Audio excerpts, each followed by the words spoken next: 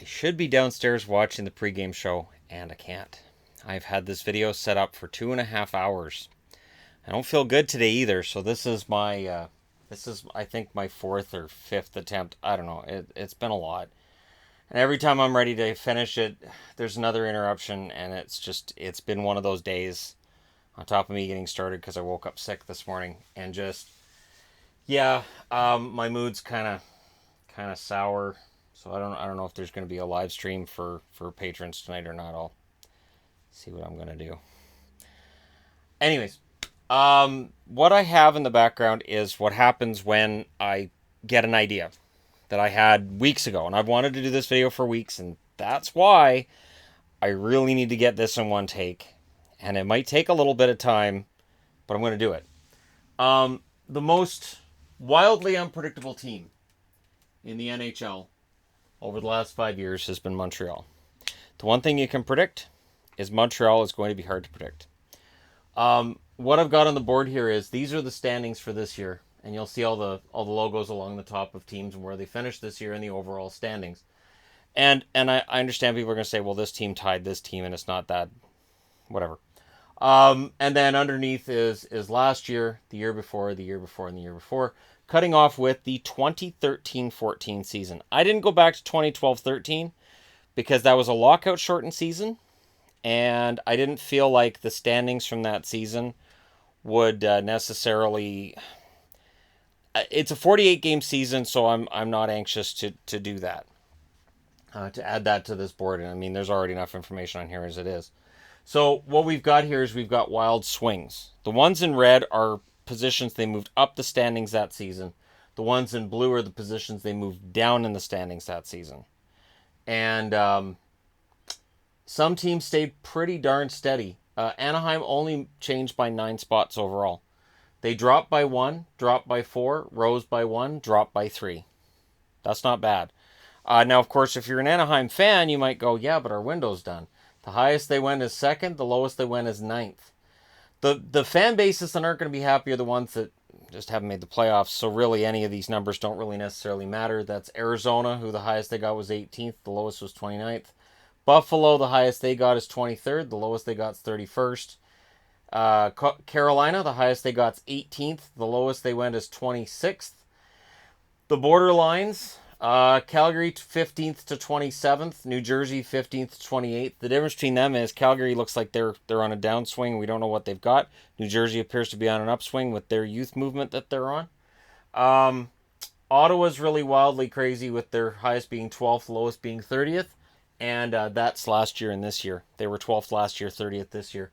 13th and 24th for Philly.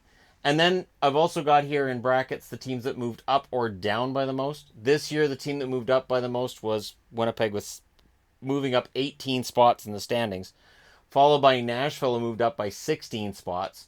Tampa moved up by 13, and Boston moved up by 9. So when people look at this and they go, well, Vegas coming in made a big difference. Not to those first 4, they didn't. So yes, Vegas may have caused some drops, but it didn't cause LA to go up by 10, New Jersey to go up by 13, Colorado to go up by 13, and Oilers dropped by 16, Rangers 15.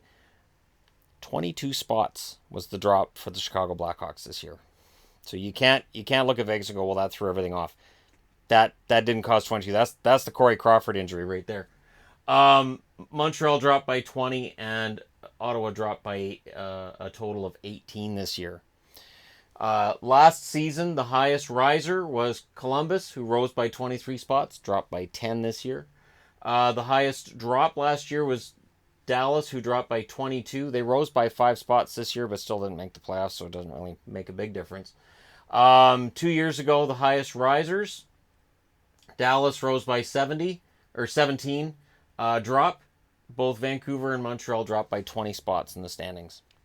And Vancouver hasn't recovered from that. Montreal bounced back the next year and dropped back again this year. So it's a weird market with Montreal. The first year on the board here, the highest riser is the Islanders and Vancouver. They both rose by 17 spots. Fool's gold there. The biggest drops, Colorado dropped by 18 and San Jose dropped by 18. San Jose would rise by 12 the following season. So that's the one year that they missed the playoffs. The biggest season in terms of rising and falling, 10 spots or more in the standings. It happened 10 times in 2014 and 15. 2015-16, it happened 10 times. 9 times in 2016-17, so some more stability there. 12 organizations this year saw their standing rise or drop by 10 spots or more. So when people say, oh, you didn't predict that, who the hell would have predicted this? Rising or falling 5 through 9 positions in the standings. 9 teams did it in 2014-15. 11 teams did it in 2015-16. 8 teams did it in 2016-17. And 10 teams did it this year. So overall, that's 22 this year. That's not including the fact that a team that didn't exist last year finished 5th. Do we give them a rise of 26? How do we measure that? So that's 22, not including what Vegas did.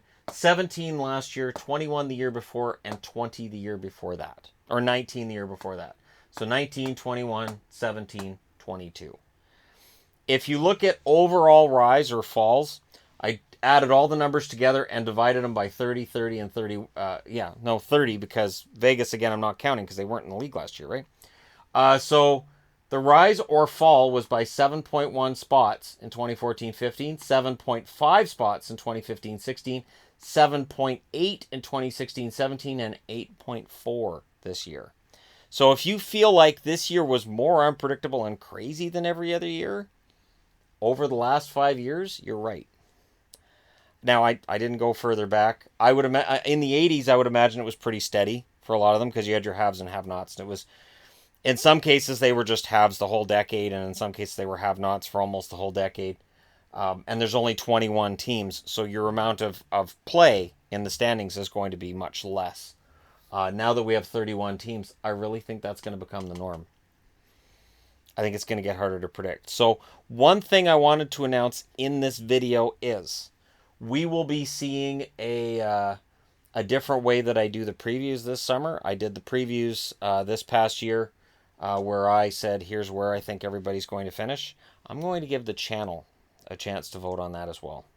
So once we're done with the player votes, and once we get through, meaning the channel awards that we have coming in at the TheHockeyGuy.yt address, once we get through the THG awards for 2017-18, I'll clear all the votes out of the inbox on that email, and then we'll get into you guys telling me who's going to finish where.